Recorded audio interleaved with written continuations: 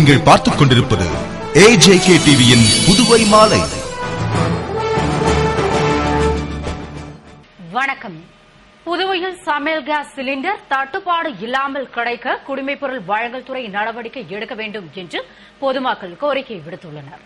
புதுவையில் பொதுமக்களுக்கு தேவையான சமையல் கேஸ் சிலிண்டர்களை விநியோகம் செய்ய 25க்கும் மேற்பட்ட ஏஜென்சிகள் உள்ள நிலையில் கேஸ் சிலிண்டர்கள் குறித்த நேரத்தில் கிடைக்காததால் பொதுமக்கள் மிகுந்த தவிப்புக்குள்ளாகியுள்ளனர்.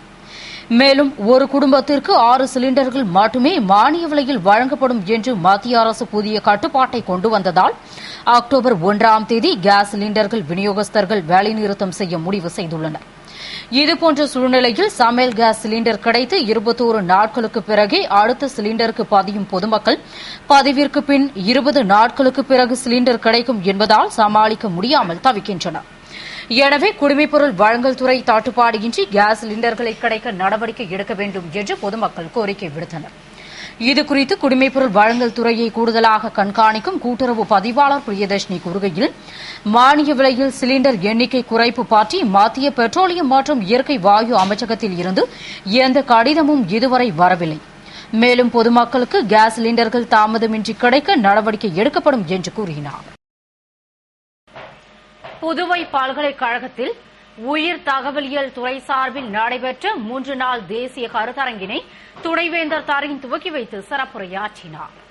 புதுவை பல்கலைக்கழகத்தில் உயிர் தகவலியல் துறை சார்பில் உயிரியல் கட்டமைப்பு மற்றும் உயிர் தகவலியலின் தற்காலிக முன்னேற்றங்கள் என்ற தலைப்பில் தேசிய அளவிலான 3 நாள் கருத்தரங்கின் துவக்க விழா நடந்தது. விழாவிற்கு பல்கலைக்கழக துணைவேந்தர் தரீன் தலைமை தாங்கி கருத்தரங்கை துவக்கி வைத்து பேசுகையில், தற்போதுள்ள மாணவர்கள் அறிவியலுக்கான ஊக்கத்தை வலுப்படுத்த வேண்டும் என்று பேசினார். தொடர்ந்து ஆந்திர மாநில யோகி வேமனா பல்கலைக்கழக துணைவேந்தர் அஜிலா ராமச்சந்திர ரெட்டி உயிர் தகவியல் துறையின் பயன்பாடுகள், வளர்ச்சி, மரபு அணுக்கள் மூலம் என்ன செய்யலாம் என்பது பற்றி விளக்கி பேசினார். கருத்தரங்கில் இந்தியா முழுவதிலும் இருந்து அறிவியல் அறிஞர்கள், பேராசிரியர்கள், முனைவர் பட்ட ஆய்வு மாணவ மாணவியர்கள் கலந்து கொண்டனர். காவிரி நதிநீர் பிரச்சினையில் தமிழக அரசுடன் இணைந்து புதுவை அரசும் உச்சநீதிமன்றம் செல்வதாக அரசு வட்டாரங்கள் தெரிவித்துள்ளன.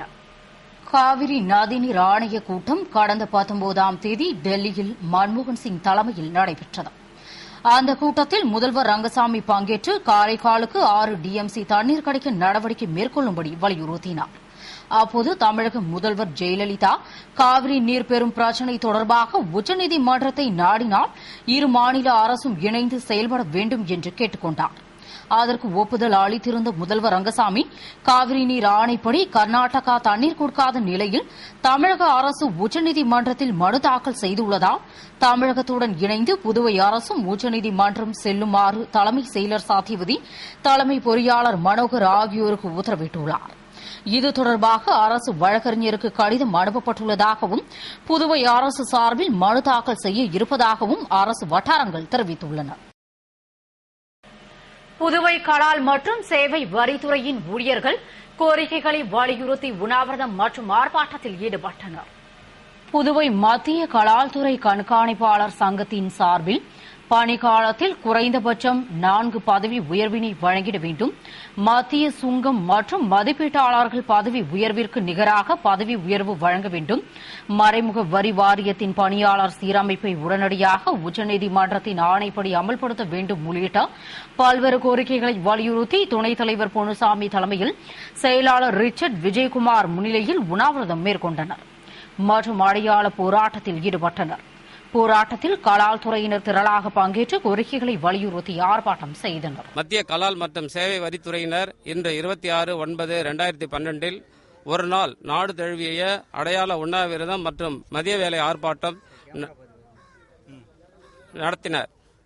அதில் புதுச்சேரி கலால்துறை ஆணையத்திற்குட்பட்ட புதுச்சேரியின் 3 கோட்டங்கள் மற்றும் விழுப்புரம், கடலூர் கோட்டத்திற்குட்பட்ட கண்காணிப்பாளர், ஆய்வாளர் மற்றும் அமைச்சக ஊழியர்களின் கூட்டமைப்பின் சார்பில் 200க்கும் மேற்பட்ட அதிகாரிகள் கீழ்காணும் கோரிக்கைகளை வலியுறுத்தி ஒரு நாள் அடையாள உண்ணாவிரதம் மற்றும் மதிய இடைவேளை போராட்டத்தை நடத்தினர். கோரிக்கைகள்: மத்திய நிதி அமைச்சகத்தின் கீழ் உள்ள மறைமுக வரி வாரியத்தின் பணியாளர் சீரமைப்பை உடனடியாக உச்சநீதிமன்றத்தின் ஆணை 31/3/2012 தேதியிட்ட ஆணையினை அமல்படுத்த வேண்டும். பணிக்காலத்தில் குறைந்தபட்சம் 4 பதவி உயர்வினை வழங்க வேண்டும். மத்திய சுங்கம் மற்றும் மதிப்பீட்டாளர்களின் பதவி உயர்வுக்கு இணையாக பதவி உயர்வு வழங்கப்பட வேண்டும். குறைந்தபட்ச நிலை ஊதியமாக கிரேட் பே 6600 மற்றும் 7600 அவர்களின் பணிக்காலத்து 10 ஆண்டு மற்றும் 20 ஆண்டு காலம் முடிவினில் போது வழங்க வேண்டும் என வலியுறுத்தப்பட்டது. இதை மத்திய நிதி அமைச்சகம் உடனடியாக அமல்படுத்தாவிட்டால் இந்த போராட்டம் நாடு தழுவிய அளவில் தீவிரமடையும் என்று மத்திய அரசுக்கு இந்த ஆர்ப்பாட்டத்தின் மூலமாக அறிவிக்கப்படுகிறது. புதுவை கீழூரில் பிரெஞ்சு நினைவு தூண் அமைந்துள்ள இடத்தை சீரமைக்க அரசு உரிய நடவடிக்கை எடுக்க வேண்டும் என்று பொதுமக்கள் கோரிக்கை விடுத்துள்ளனர். புதுவை கீழூரில் 1954ஆம் ஆண்டு புதுவையை இந்தியாவோடு இணைக்க வேண்டுமா, பிரான்ஸ் நாட்டுடன் இணைக்க வேண்டுமா என நடந்த இரட்டை வாக்கெடுப்பு முறையில் இந்தியாவோடு இணைக்க வேண்டும் என வாக்களித்த 170 பேரின் நினைவாக நினைவு தூண் அமைக்கப்பட்டு வாக்களித்தவர்களின் பெயர்களும் பொறிக்கப்பட்டன. அந்த தியாகிகளின் நினைவிடம் வரலாற்று சிறப்புமிக்க இடம் தற்போது சரிவர பராமரிக்காமல் புல் புதர்கள் வளர்ந்து காடு புல் காட்சியளிக்கிறது. சமூக விரோதிகள் தங்கும் இடமாகவும் மாறி வருகிறது. மேலும் அங்கு நினைவிடம் இருப்பதே பலருக்கு தெரியாமல் புதுவையின் வரலாற்றை பற்றி அறியும் வாய்ப்பினை இழந்துள்ளனர். எனவே அரசு உடனடி நடவடிக்கை எடுத்து நினைவிடத்தை சீரமைத்து பொதுமக்கள் பார்வைக்கு அனுமதிக்க ஏற்பாடு செய்ய வேண்டும் என்று கோரிக்கை விடுத்துள்ளனர். ஊக்கத்தொகையை உயர்த்தி வழங்க வலியுறுத்தி புதுவை ராஜீவ்காந்தி மருத்துவமனையில் பயிற்சி மருத்துவர்கள் கருப்பு பேட்ஜ் அணிந்து உள்ளீர்ப்பு போராட்டத்தில் ஈடுபட்டனர். புதுவை ராஜீவ்காந்தி அரசு பொது மருத்துவமனையில் பாட்ட மேற்படிப்பு முடித்த 40 பயிற்சி மருத்துவர்கள் பணிபுரிந்து வருகின்றனர். அவர்களுக்கு அரசால் வழங்கப்பட்டு வரும் ஊக்கத்தொகையை உயர்த்தி வழங்க வேண்டும் என்று அவர்கள் சுகாதாரத்துறையிடம் கோரிக்கை விடுத்தும் பலனில்லாததால் பணிக்கு செல்லாமல் அவசர சிகிச்சை பிரிவு நுழைவு வாயில் முன் திரண்டு கருப்பு பேட்ஜ் அணிந்து உள்ளிருப்பு வேலைநிறுத்த போராட்டத்தில் ஈடுபட்டனர். அரசு மருத்துவமனையின் அனைத்து மருத்துவ பிரிவிலும் பயிற்சி மருத்துவர்கள் பணிபுரிந்து வருவதால் உட்புற வெளிப்புற சிகிச்சைகள் பாதிக்கப்பட்டன. மேலும் நோயாளிகள் சிகிச்சை பெற முடியாமல் அவதிப்பட்டனர். புதுவை பேருந்து நிலையத்தில் பிச்சை எடுக்கும் போராட்டத்தில் ஈடுபட்ட சட்டக்கல்லூரி மாணவர்கள் 60 பேர் கைது செய்யப்பட்டனர். புதுவை அரசு அம்பேத்கர் சட்டக்கல்லூரி மாணவர்கள் தாங்கும் விடுதியில் சமையலுக்கு ஆள் இல்லாததால் தாங்களே சமையல் செய்து சாப்பிடுவதால் கல்லூரிக்கு தாமதமாக செல்லும் நிலை ஏற்பட்டுள்ளது என நேற்று தலைமை செயலகத்தை முற்றுகையிட்டு போராட்டம் நடத்திய நிலையில் இன்றும் சமையலுக்கு ஆள் வராததால் புதிய பேருந்து நிலையம் எதிரே பதாகைகளை ஏந்தி கையில் தட்டு வைத்துக் கொண்டு பிச்சை எடுக்கும் நூதன போராட்டத்தில் ஈடுபட்டனர். மேலும் பேருந்தில் சென்ற பயணிகளிடம் பிச்சை கேட்டனர். இத்தகவலை அறிந்து அங்கே வந்த உருளையன்பேட்டை போலீசார் அவர்களிடம் சமரசம் பேசியும் அவர்கள் தொடர்ந்து போராட்டத்தில் ஈடுபட்டதால் 60 பேரை கைது செய்தனர். புதுவை அரியாங்குப்பத்தில் சிமெண்ட் சாலை அமைக்கும் பணியினை சபாநாயகர் சபாபதி பூமி பூஜையுடன் துவக்கி வைத்தார்.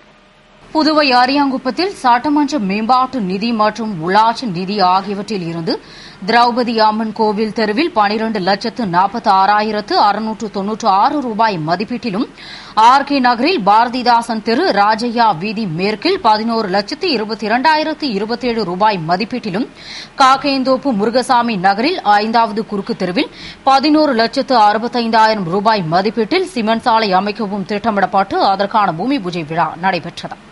விழாவில் சிறப்பு அழைப்பாளராக சபாநாயகர் சபாபதி கலந்து கொண்டு பூமி பூஜையுடன் பணியினை துவக்கி வைத்தார். அப்போது ஜேபிஆர் பேரவை பொன் ராஜேந்திரன், ஆணையர் ரவீந்திரன், ஊர் முக்கிய பிரமுகர்கள் மற்றும் பொதுமக்கள் ஏராளமானோர் உடன் இருந்தனர். பதவி உயர்வு கோரி புதுவை தலைமை செயலகத்தை இளநிலை எழுத்தர்கள் முற்றுகையிட்டு தர்ணா போராட்டத்தில் ஈடுபட்டனர். புதுவையில் கடந்த 7 ஆண்டுகளாக பணிபுரிந்து வரும் 150 இளநிலை எழுத்தர்களுக்கு மேல்நிலை எழுத்தராக பதவி உயர்வு அளிக்காததால் பதவி உயர்வு வழங்கக் கோரி இளநிலை எழுத்தர்கள் அரசுடன் பேச்சுவார்த்தை நடத்தியபோது செப்டம்பர் 21ஆம் தேதிக்குள் கோரிக்கைகள் நிறைவேற்றப்படும் என்று உறுதியளிக்கப்பட்டும் வரும் 30ஆம் தேதி மேல்நிலை எழுத்தர் தேர்வு நடைபெற உள்ள நிலையிலும் பதவி உயர்வு வழங்காததை கண்டித்து மேல்நிலை எழுத்தர் தேர்விற்கு முன் பதவி வழங்கக் கோரி பணிகளை புறக்கணித்து தலைமை செயலகத்தில் திரண்டு சங்க தலைவி சுந்தரி தலைமையில் அரசின் சிறப்பு செயலர் சுந்தரவடிவேல் அலுவலகத்தை முற்றுகையிட்டு தர்ணாவில் ஈடுபட்டனர். அவர்களிடம் பெரியகடை போலீசார் பேச்சுவார்த்தை நடத்தியும் அதிகாரிகளுடன் பேச்சுவார்த்தை நடத்தியதில் உடன்பாடு ஏற்பட்டால்தான் போராட்டத்தை கைவிடுவோம் என கூறியதால் பெரும் பரபரப்பு ஏற்பட்டது. இத்துடன் செய்திகள் நிறைவடைகின்றன. வணக்கம்.